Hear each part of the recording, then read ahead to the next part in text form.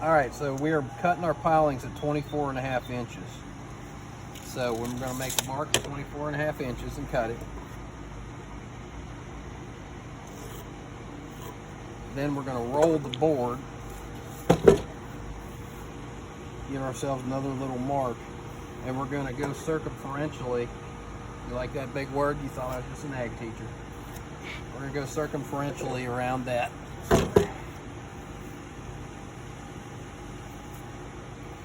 And we'll have a line on every side.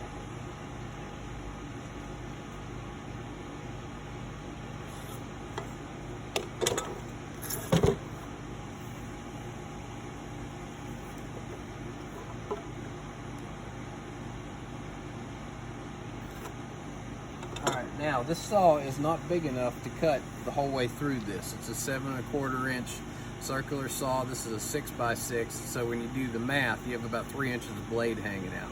So the reason why we marked it on all 4 sides is because we're going to cut it on all 4 sides. There's going to be a little piece in the center that doesn't get cut, but we'll break that and then beat it down with a hammer and make it level.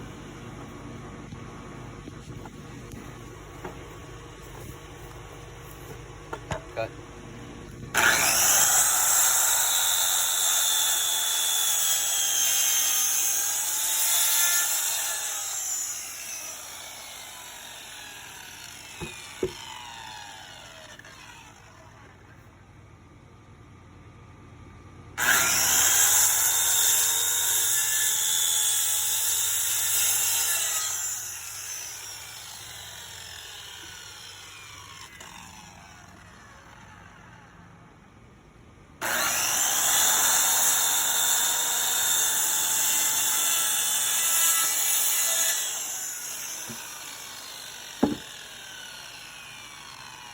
And as you can see, that's all that's left after making all those cuts. So we're just going to go through and cut that, and then we'll break what's left.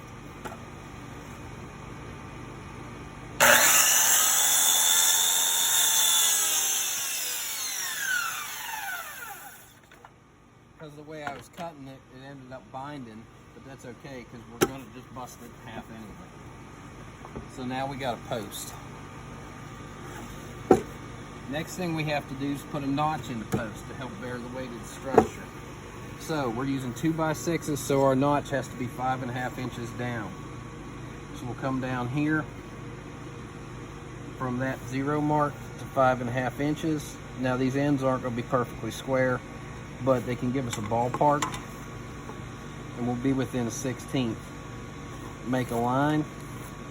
Then I have a saw that the only thing I'm using to make these cuts is this, because I have the fence set to 1.5 inches in height. The bottom teeth to here are 1.5 inches. I don't want to go further than 1.5 inches on these notches, so that's why I have this saw set to that.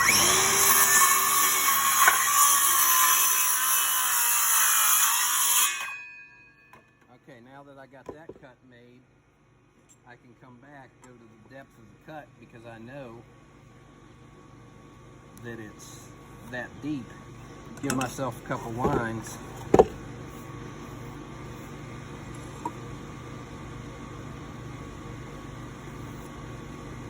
And I'll come back with my saw that's set to my full depth and cut that. So let me make those cuts and I'll show you. Alright, got it.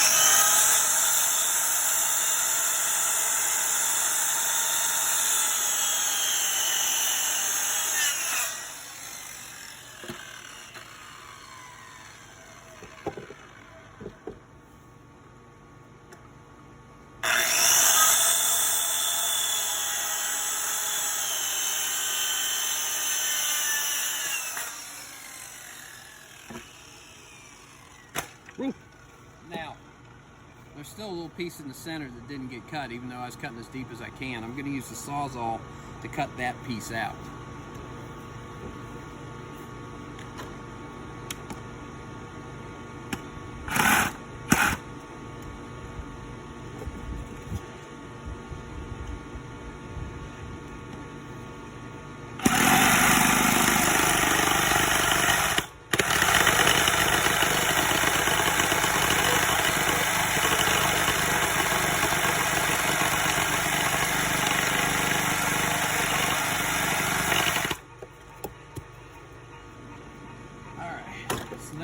with the notch post.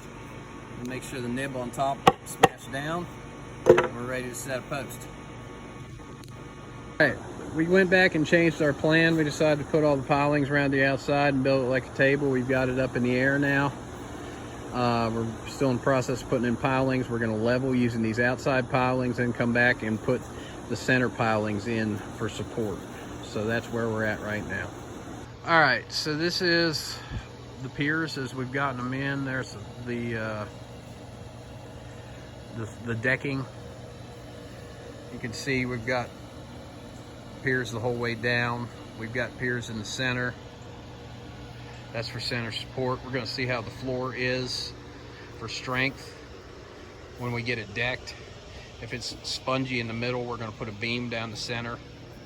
But for right now, we're going to try and save that cost of that wood. So that is the raised floor.